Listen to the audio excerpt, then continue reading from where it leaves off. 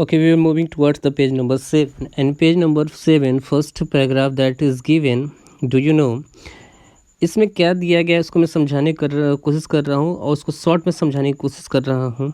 सबसे पहले क्या किया गया था, आपका CaO को पानी में डाला गया था और यहाँ पर फॉर्मेशन हुआ था CaOH होल ट्वाइस, इसके साथ हीट प्रोड्यूस हुआ है।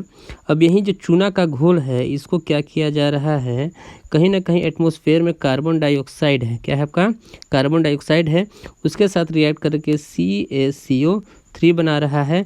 और CaCO3 जो है आपका कहीं ना कहीं चौक का फार्मूला है, आपका मार्बल का फार्मूला है, ठीक है। और यही सी चीज़ को यहाँ पर दिया गया है और यहाँ पर साफ साफ दिया गया है कि जब आप पुछाड़ा करेंगे तो पुछाड़ा के कुछ दिन के बाद आपकी जो दीवार है और भी ज़्यादा स्मूथ और शाइनी हो जाएगी।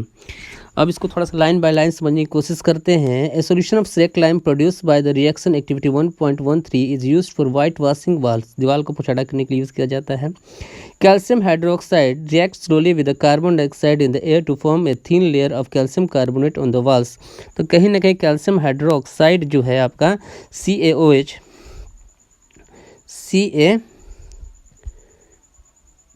CaOH होल ट्वाइस, यह जो कार्बन डाइऑक्साइड एटमॉस्फेयर के साथ उसके साथ रिएक्ट करेगा और वो क्या बनाएगा, आपका CaCO3 कैल्शियम कार्बोनेट बनाएगा। और ये क्या है, आगे दिया गया है।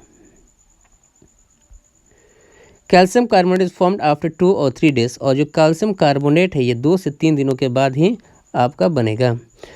of white washing and gives a shiny finishing to the walls. It is interesting to note that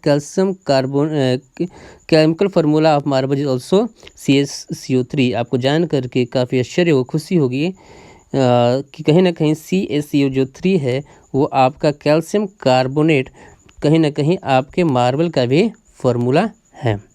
आगे बढ़ा जाए। Later discuss some more example of combination reaction. यहाँ पर कॉम्बिनेशन रिएक्शन के कुछ और एग्जाम्पल लिए गए हैं।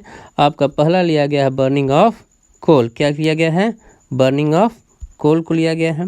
दूसरा है आपका formation of water from H2NO2 gas, ये दोनों गैसेस फॉर्म में हैं आपके, और इन दोनों को जब इलेक्ट्रिक स्पार्क किया जाता है तो ये जो H2O बनता है, और जो H2O जो होता है वो यहाँ पर किस फॉर्म में होता है, लिक्विड फॉर्म में होता है। किस फॉर्म में होता है, लिक्विड फॉर्म में होता है। Okay. In simple language, we can say that when 2 or more substance, 2 या 2 से ज़्यादा सब्सटेंस, वो एलिमेंट भी हो सकते हैं, कंपाउंड भी हो सकते हैं, combine to form a single product, the reaction are called combination reaction. हम बहुत अच्छी तरीके से जानते हैं, देखा था कि A + B it forming AB, और AB जो है सिंगल फॉर्म में है, यहाँ पर 2 एलिमेंट हो सकते, ये दोनों एलिमेंट भी हो सकते हैं, एक एलिमेंट एक कंपाउंड हो सकता है, दोनों कंपाउंड हो सकते हैं। ये दोनों कभी ना कहीं रिएक्ट करेंगे तो आपका जो प्रोडक्ट होगा वो केवल एक होगा, सिंगल होगा, और इस तरह के रिएक्शन को हम लोग क्या कहे थे, combination reaction. Okay. In simple language we can say that when 2 or more substances element और compound हो सकते हैं, combine to form a single product, the reaction are called combination reaction। In activity 1.4 we also observe that large amount of heat is involved, यहाँ पर गर्माहट भी उत्पन्न हुई थी। This makes the reaction mixture warm, और इससे क्या हुआ था, वो क्या हुआ था आपका कहीं ना कहीं गर्माहट भी उत्पन्न हुई थी। Reaction in which heat is release along with the formation of product, product के फॉर्मेशन के साथ साथ, क्या कह रहा है आपका, प्रोडक्ट के फॉर्मेशन के साथ साथ formation of product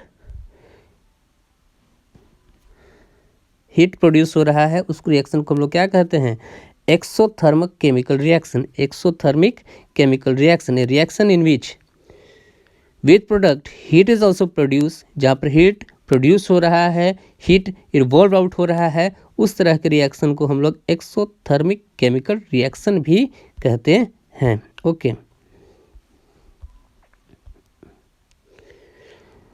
other example of exothermic reaction जिसमें हीट इवॉल्व आउट हो रहा है, जब मीथेन CH4 ऑक्सीजन के साथ रिएक्ट करेगा तो कार्बन डाइऑक्साइड प्रोड्यूस करेगा, ये गैसेस फॉर्म में होगा, और H2O ये भी गैसेस फॉर्म में होगा, इसके साथ गर्माहट उत्पन्न होगी। Do you know that respiration is an exothermic reaction, क्या आप जानते हैं कि रेस्पिरेशन जो है वो भी एक आपका एक्सोथर्मिक रिएक्शन है, और इसको कहीं ना कहीं जो बायोलॉजी के टीचर हैं वो आपको बहुत अच्छी तरीके से एक्सप्लेन कर पाएंगे। एक शॉर्ट पैराग्राफ में इसको बताने की कोशिश किया गया है, उसको समझने की कोशिश कीजिएगा।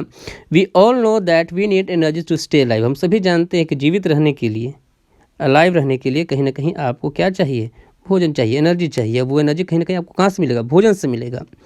We get this energy from food we eat, और ये एनर्जी कहीं ना कहीं आपने जो भोजन किया है उसके माध्यम से आपको प्राप्त हो पा रहा है। ड्यूरिंग डाइजेशन के समय, पाचन क्रिया के समय, food is broken down into simpler substance, जो फूड है वो सिंपलर सब्सटेंस में टूट रहा है।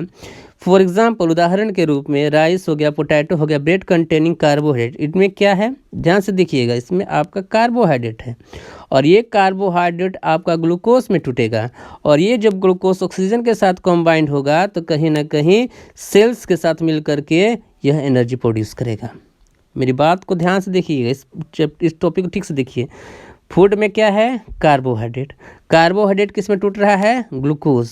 ग्लूकोज किससे ज़्यादा कंबाइंड हो रहा है, ऑक्सीजन के साथ, और सेल के साथ मिलकर के क्या प्रोड्यूस कर रहा है, एनर्जी। और एनर्जी के लिए ही आप क्या करते हैं, यूज्ड टू टेक फूड। हम लोग क्या करते हैं, फूड लेते हैं। इसको कहीं ना कहीं बहुत बेहतर तरीके से बायोलॉजी के पार्ट में पढ़ा जाएगा। The special name of this reaction, ये जो सारे रिएक्शन हो रहे हैं इज रिस्पिरेशन, उसका नाम दिया गया reaction is respiration. The process of in which we study in chapter 6, और इसको चैप्टर 6 में बहुत बेहतर तरीके से एक्सप्लेन किया जाएगा, उसको आप उस समय समझ सकते हैं। Okay, the decomposition of vegetable matter into compost.